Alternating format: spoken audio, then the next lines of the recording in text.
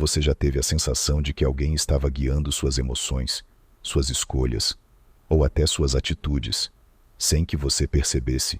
Manipulação não é magia, não é coincidência, não é acidente. Manipulação é psicologia aplicada de forma estratégica, e quanto mais emocionalmente vulnerável você estiver, mais fácil é para alguém te controlar. Mas existe um caminho, um conjunto de regras que, quando compreendidas, blindam sua mente e fazem você enxergar intenções ocultas que antes passavam despercebidas. Hoje, você vai aprender as 7 regras psicológicas para nunca mais ser manipulado. E quando você dominar essas regras, ninguém, absolutamente ninguém, vai conseguir brincar com sua mente. Respire fundo, porque depois de ouvir isso, sua forma de enxergar as pessoas nunca mais será a mesma. Regra 1. A pessoa que controla seu estado emocional controla você. Manipuladores não entram pela lógica, eles entram pelas suas emoções. A primeira coisa que alguém tenta controlar não é sua opinião, é seu estado interno. Se a pessoa te deixa ansioso, nervoso, culpado, assustado, pressionado ou extremamente feliz, ela já tem uma porta de entrada para te influenciar. E o mais perigoso é quando você acha que isso é natural. Quando você pensa que é só um sentimento. Manipuladores usam emoções como ferramentas. Culpa, pena, urgência, medo, elogios exagerados, promessas surreais. A regra é simples: quando alguém muda seu humor rápido demais, questione a intenção. A maioria das manipulações começa com a frase: calma, eu só quero o seu bem. Mas nem sempre é o seu bem que está em jogo. É o controle. Regra 2. Quem não define limites, torna-se alvo. Você quer saber quem é o alvo perfeito para manipuladores? A pessoa que não sabe dizer não. Quando você não define limites, o manipulador percebe: aqui eu posso avançar. E ele avança, e avança mais. E quando você percebe, já está envolvido demais emocionalmente para sair. Limites não afastam pessoas boas. Limites afastam manipuladores. Aprenda a falar: isso não funciona para mim. Eu preciso pensar. Eu não me sinto confortável com isso. A pessoa certa respeita. A pessoa errada se irrita. A reação dela revela tudo. Regra 3. Observe o que a pessoa faz, não o que ela diz. Manipuladores são ótimos com palavras. Prometem mundos, juram verdades, choram se for necessário, te convencem do impossível. Mas existe algo que eles não conseguem controlar por muito tempo: os próprios comportamentos. Se as atitudes não acompanham as palavras, você está diante de uma manipulação emocional. A regra é simples. Quando alguém fala bonito demais, observe os atos. Palavras são fáceis. Ação é prova. Regra 4. Elogios em excesso não são bondade, são estratégia. Todo manipulador sabe de uma coisa: o ser humano tem fome de validação. E quando você alimenta essa fome, a pessoa baixa a guarda. Elogios exagerados, admiração repentina, atenção intensa logo no início, não são coincidência. São táticas de aproximação rápida. O objetivo é simples: criar dependência emocional. Porque quando alguém te dá aquilo que você mais deseja ouvir, você fica cego para o que ela realmente está fazendo. Então lembre-se: o verdadeiro elogio é leve, sincero, equilibrado. O elogio manipulador é intenso, urgente e fora de contexto. Regra 5.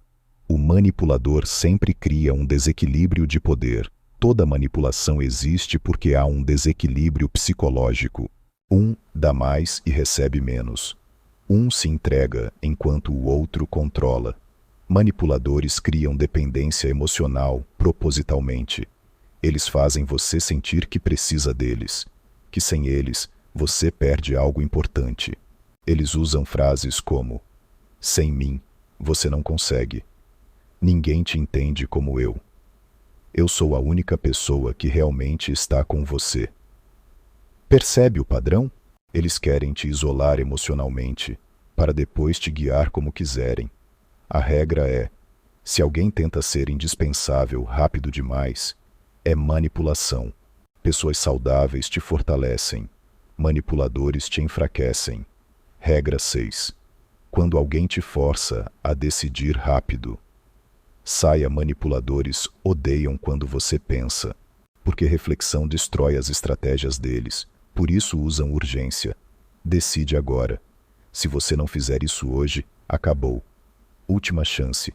Confia em mim, só vai. Pressão é o terreno da manipulação. Sempre que alguém te impede de respirar, de pensar, de analisar, essa pessoa não quer o seu bem. Ela quer um resultado, e geralmente o resultado favorece apenas ela. A regra é simples. Se a decisão é importante e a pessoa quer apressar, a resposta é não. Regra 7.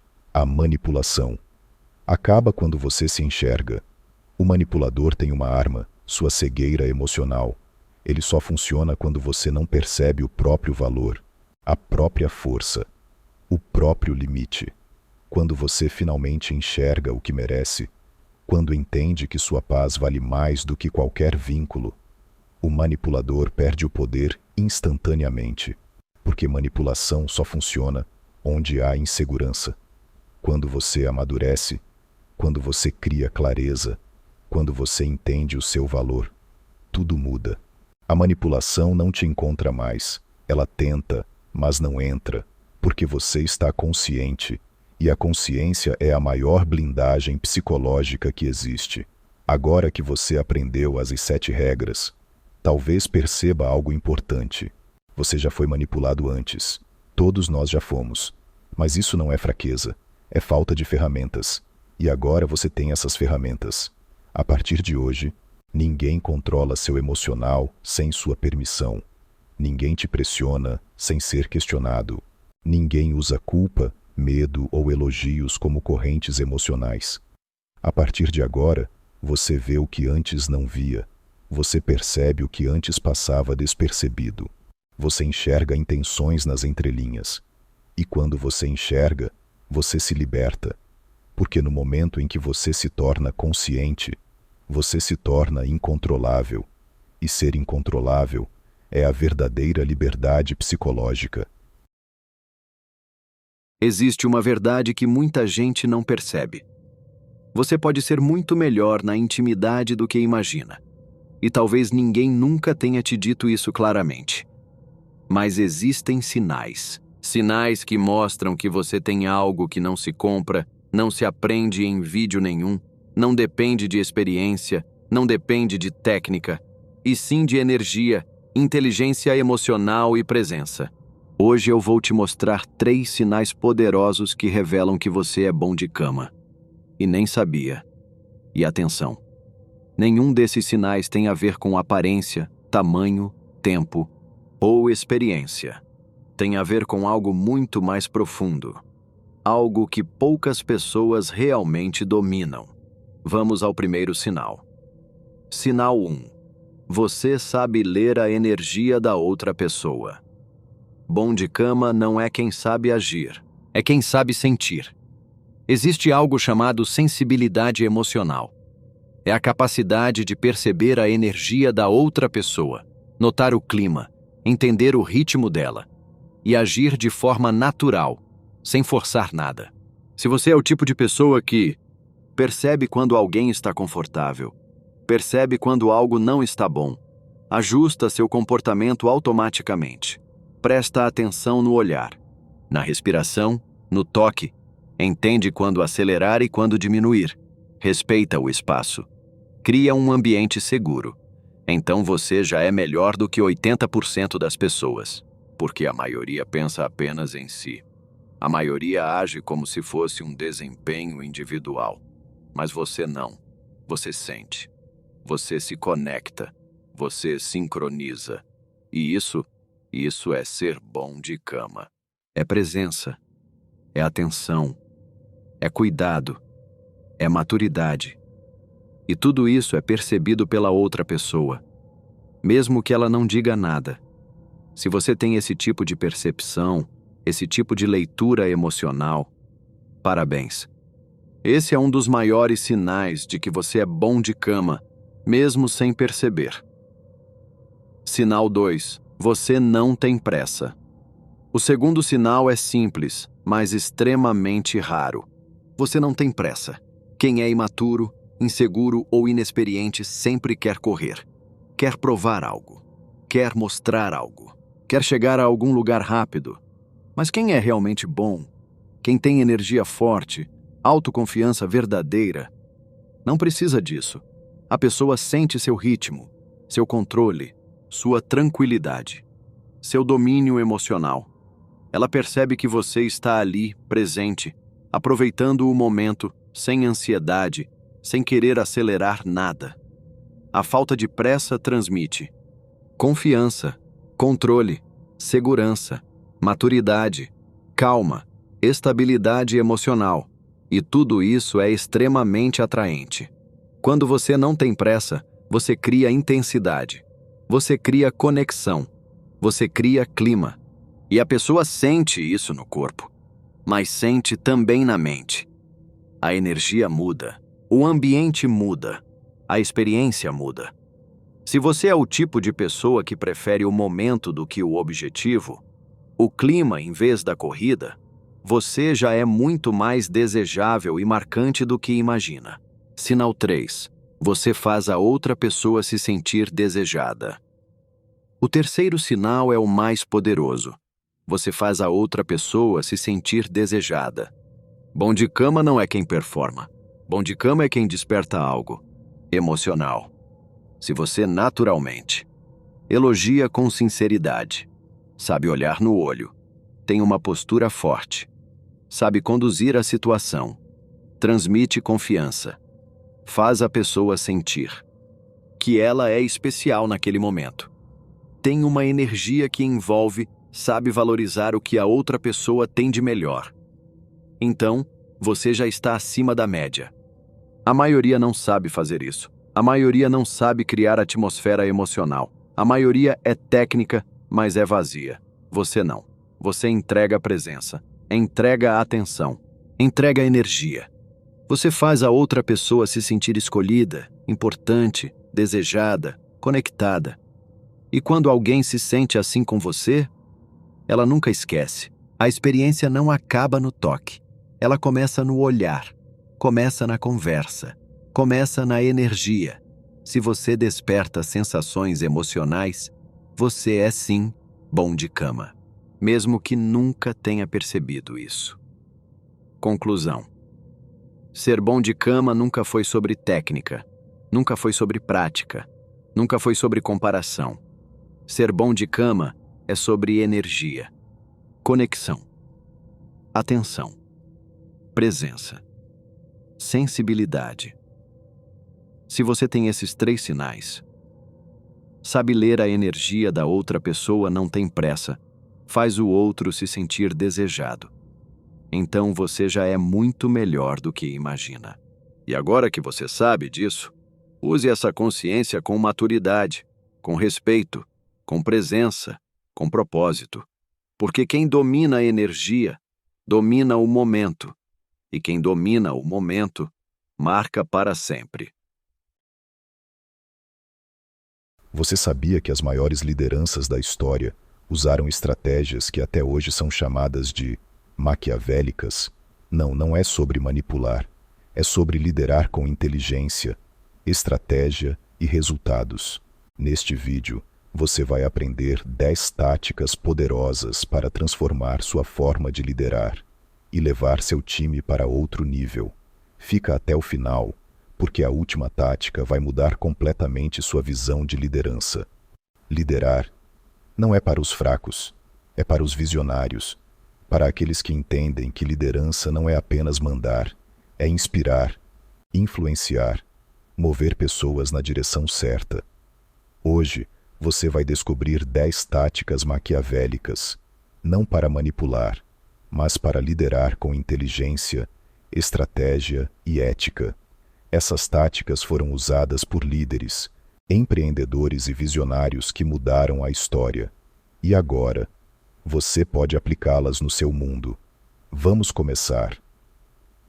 1. Controle da narrativa. O poder começa pela forma como você conta a história. Grandes líderes não deixam que os rumores falem por eles. Eles assumem a narrativa. Quando surge uma mudança, eles não escondem os fatos. Eles explicam o porquê, o impacto e o caminho. Pense em um líder famoso, Steve Jobs. Ele não apenas lançava produtos, ele contava histórias. Histórias que transformavam tecnologia em magia. Você pode fazer o mesmo com sua equipe.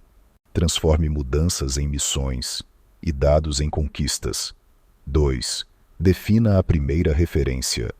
Quem define a primeira referência, define o jogo. Ao negociar, apresente a primeira proposta, baseada em dados, nunca em palpites. Isso cria uma âncora, um ponto de partida sólido. Mas atenção! A ética é fundamental. Uma âncora falsa quebra confiança. Uma âncora honesta constrói credibilidade.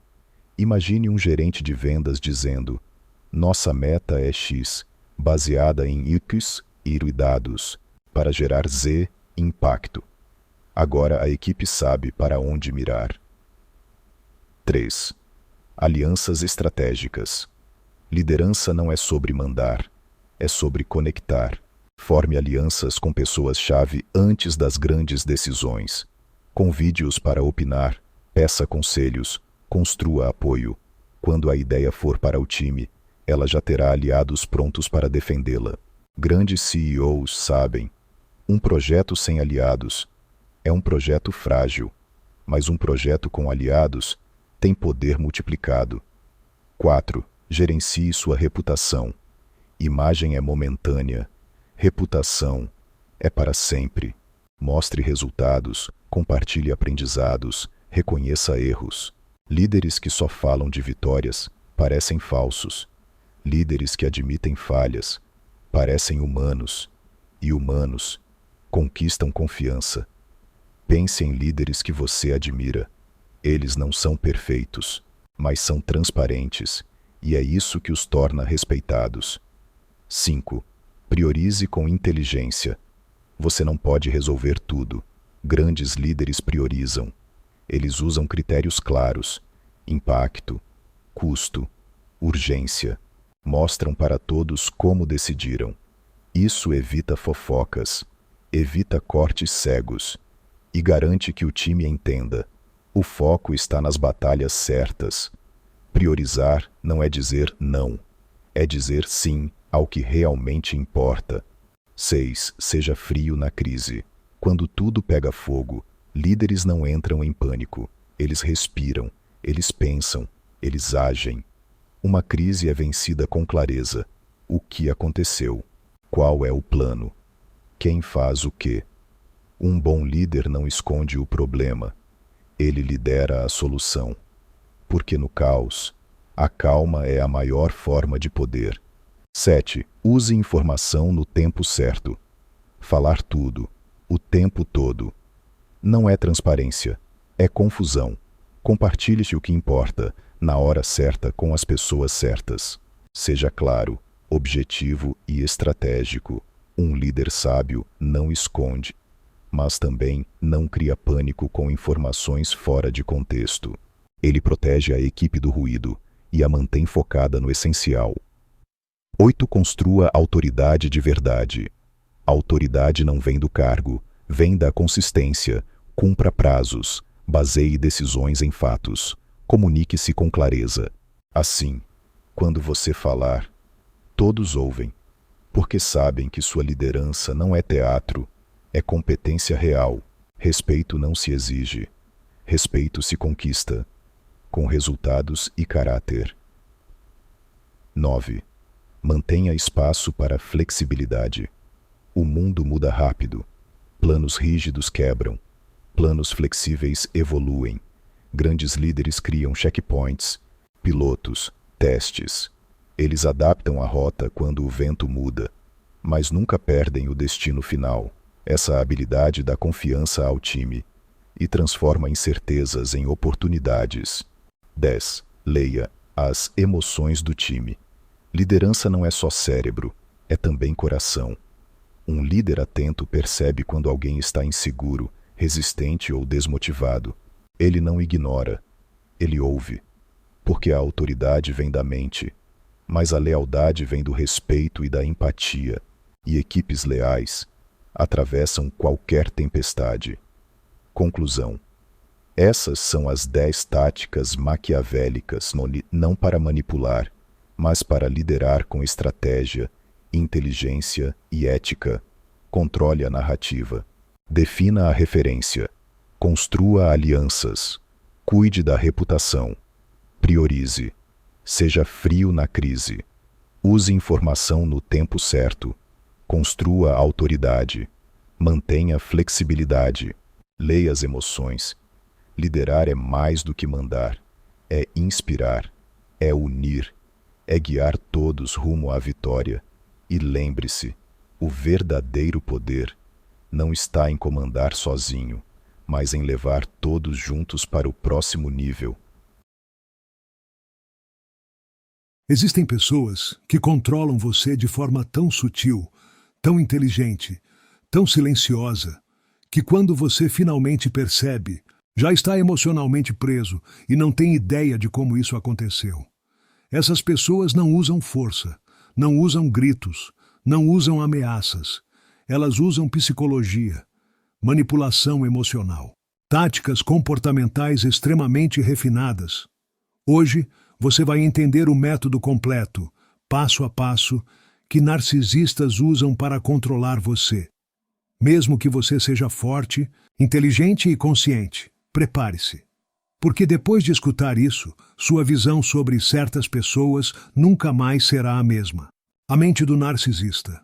Como ele penetra seu sistema emocional. Os narcisistas não procuram pessoas fracas. Eles procuram pessoas empáticas, fortes, inteligentes, generosas, sensíveis, leais. Porque uma pessoa assim dá mais energia, dá mais validação, dá mais alimento emocional. O narcisista não quer um parceiro. Ele quer uma fonte, alguém que o admire, o proteja, o desculpe, o justifique, o priorize, o coloque acima de si mesmo, e ele te transforma nisso aos poucos. Você não percebe o processo, você apenas acorda um dia e está emocionalmente dependente. Mas o processo é estruturado, e é isso que vamos desvendar agora. Fase 1. A sedução emocional. O ataque perfeito. Narcisistas não atacam diretamente. Eles analisam, estudam sua personalidade, observam como você reage a elogios, reparam nas suas inseguranças, detectam suas carências emocionais e então começam o ataque mais perigoso, o excesso de atenção. De repente, você se sente visto, admirado, escolhido. Ele te elogia intensamente. Ele faz você se sentir especial. Ele te dá uma conexão emocional que parece rara. Ele te trata como prioridade desde o primeiro momento. Você acha que encontrou alguém que realmente entende você? Mas isso não é amor, é engenharia emocional. O narcisista cria a versão perfeita de si mesmo para você. Ele constrói a máscara ideal. E você se apaixona, não pela pessoa real, mas pela versão fabricada especialmente para te conquistar. E quando você se apaixona por uma ilusão, você se torna manipulável. Fase 2. A criação da dependência. Depois que você está emocionalmente envolvido, começa a segunda etapa. Ele gradualmente se torna indispensável. Te convence de que ninguém te entende como ele, de que só com ele você tem essa conexão, de que ele é raro, especial, único. Você começa a pensar nele todos os dias. Ele vira seu foco emocional. Seu cérebro libera dopamina sempre que ele te dá atenção. Esse é o vício psicológico. E vícios não precisam de lógica, só precisam de reforço. E o narcisista sabe exatamente quando reforçar.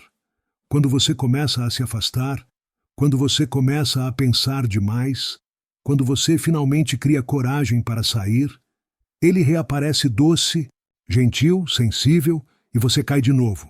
Isso não é romance, é condicionamento. Fase 3. O controle sutil. Comportamentos que você não percebe. Agora vem a fase mais perigosa. O controle psicológico indireto. O narcisista controla você de várias formas. 1. Controle emocional. Ele te deixa inseguro e depois oferece validação. Cria o problema e vende a solução. 2. Controle comportamental. Aos poucos, ele molda como você age. Não fala com essa pessoa. Não posta isso. Não se veste assim. Como se fosse preocupação.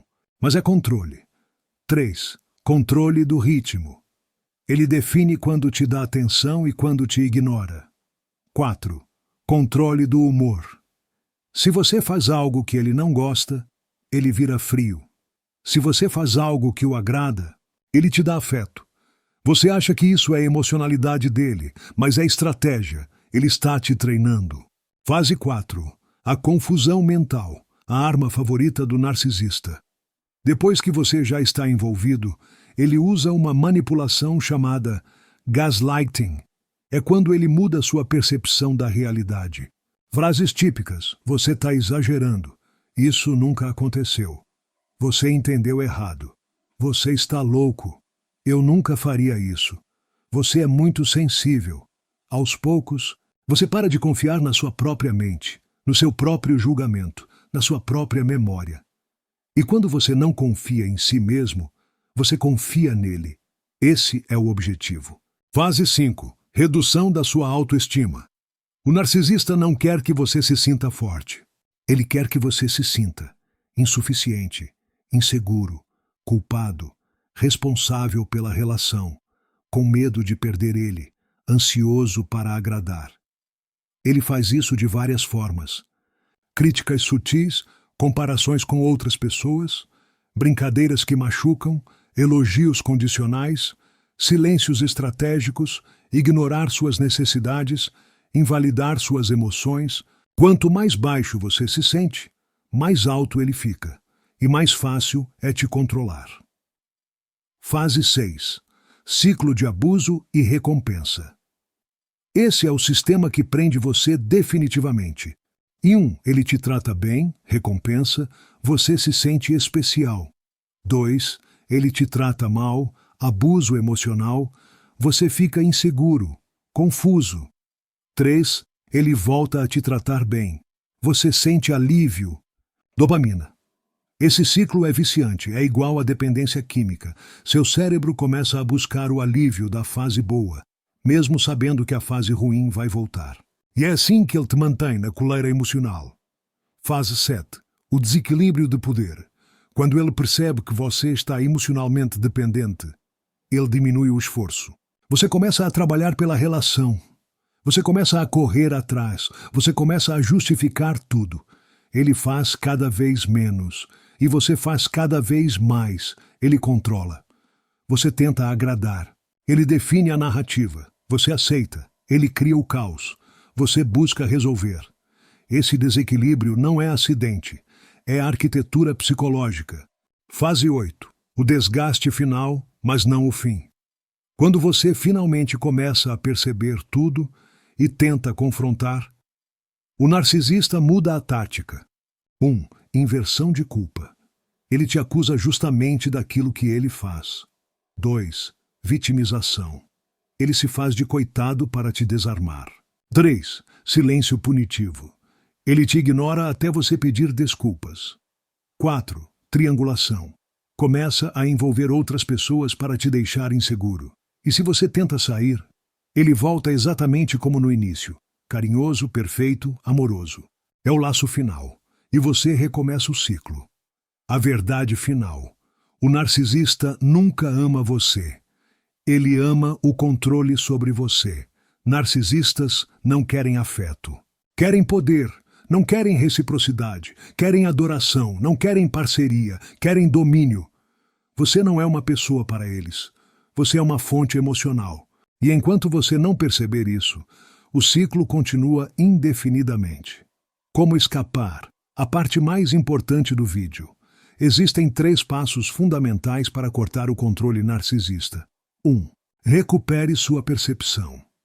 Volte a confiar na sua mente. Volte a analisar comportamentos. Volte a perceber padrões.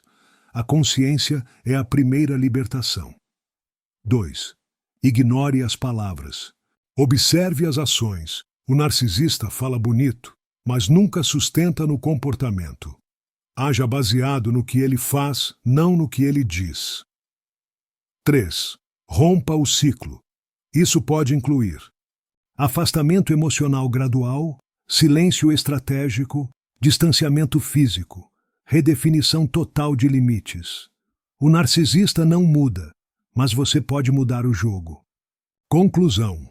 A liberdade psicológica começa quando você enxerga a manipulação só funciona no escuro. Quando você ilumina o processo, o narcisista perde poder. Você deixa de ser fonte, deixa de ser alvo, deixa de ser presa emocional, porque agora você entende o método completo.